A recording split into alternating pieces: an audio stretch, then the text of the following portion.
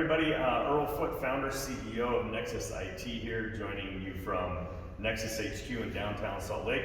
I'm joined by one of the newest recruits at Nexus IT, Randy Johnson, who has recently joined our team out of Fort Collins, Colorado, relocated here to Salt Lake and come to help us build and take care of our clients. Has officially been placed on our NOC team. He is a NOC engineer, means that he keeps a really close eye at all the behind the scenes things of our clients' environments and make sure that they're staying up and running, that they're reliable, that they're secure. And so we're super happy to have Randy join us and take care of our client environments, infrastructure, and their cybersecurity.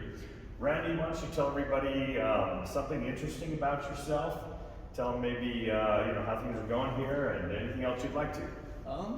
Like Earl said, I am a recent transfer from Colorado. I've been working in IT for upwards of 4 years now. Something interesting about myself, I just like to cook, I like to hike, a bit of an outdoors person. I also live IT at home. I have my own servers, I have my own infrastructure. I just basically never stop learning when I'm off work. So, and I'm really happy to be a part of Nexus.